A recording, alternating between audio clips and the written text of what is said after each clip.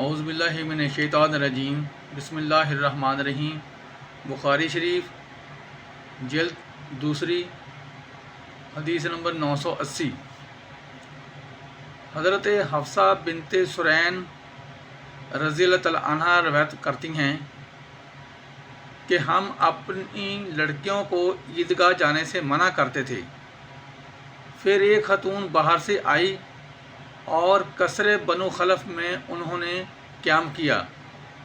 میں ان سے ملنے کے لیے حاضر ہوئی تو انہوں نے بیان کیا کہ ان کی بہن کے شوہر نبی کریم صلی اللہ تعالیٰ علیہ وسلم کے ساتھ 12 لڑائیوں میں شریک رہے اور خود ان کی بہن اپنے شوہر کے ساتھ 6 لڑائیوں میں شریک ہوئی تھی۔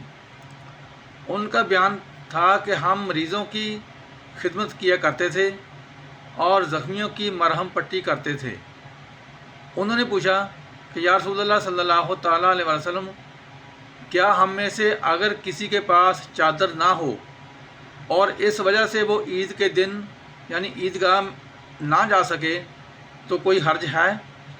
آپ صلی اللہ تعالیٰ علیہ وسلم نے فرمایا کہ اس کی سہیلی اپنی چادر کا ایک حصہ اسے اڑا دے اور پھر وہ اور مسلمانوں کی دعا میں شریک ہوں۔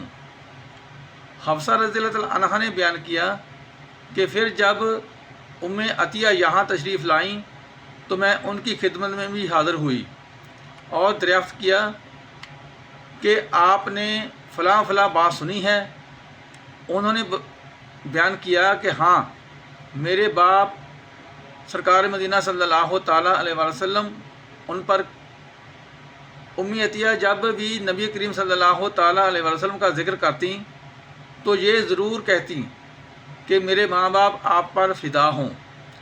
ہاں تو انہوں نے بتلایا کہ نبی کریم صلی اللہ تعالیٰ علیہ وسلم نے فرمایا کہ جوان مرد، پردہ والی عورت یا جوان اور پردہ والی باہر نکلیں۔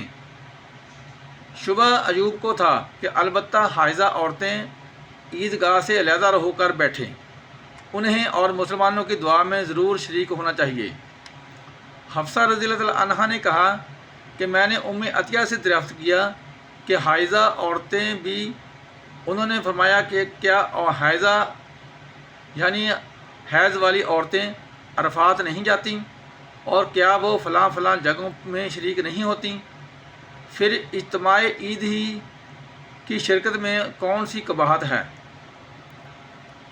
تشریح: حفصہ رضی اللہ تعالیٰ عنہا کے سوال کی وجہ یہ تھی کہ جب حیض والی عورت پر نماز ہی فرض نہیں اور نہ وہ نماز پڑھ سکتی ہے تو عیدگاہ میں اس کی شرکت سے کیا فائدہ ہوگا؟ اس پر ام عطیہ رضی اللہ تعالیٰ عنہا نے فرمایا کہ جب حیض والی عرفات اور دیگر مقامات مقدسہ میں جا سکتی ہے اور جاتی ہے تو عیدگاہ میں کیوں نہ جائیں؟ اس جواب پر آج کل کے ان حضرات کو غور کرنا چاہیے جو عورتوں کو عیدگاہ میں جانا ناجائز قرار دیتے ہیں اور اس کے لیے 100 ہیلے بہانے تراشتے ہیں، حالانکہ مسلمانوں کی عورتیں میلوں میں اور بازاروں میں ضرور جاتی ہیں۔ خلاصہ یہ کہ حیض والی عورتوں کو بھی عیدگاہ جانا چاہیے، وہ نماز سے الگ رہیں مگر دعاؤں میں شریک ہوں۔ اس سے مسلمانوں کی اجتماعی دعاؤں کی اہمیت بھی ثابت ہوتی ہے۔ بلا شبہ دعا مومن کا ہتھیار ہے اور جب مسلمان مرد اور عورت مل کر دعا کریں تو نامعلوم کس کی دعا قبول ہو، جملہ اسلام کے لیے باعث برکت ہو سکتی ہے۔ بحالات موجودہ جب مسلمان ہر طرف سے مصائب کا شکار ہیں، بالضرور دعاؤں کا سہارا ضروری ہے۔ امام عید کا فرض ہے کہ خشوع اور خضوع کے ساتھ اسلام کی سربلندی کے لیے دعا کرے، خاص طور پر قرآنی دعائیں زیادہ مؤثر ہیں۔ پھر احادیث میں بھی بڑی پاکیزہ دعائیں وارد ہوئی ہیں۔ ان کے بعد سامعین کی مادری زبانوں میں بھی دعا کی جا سکتی ہے۔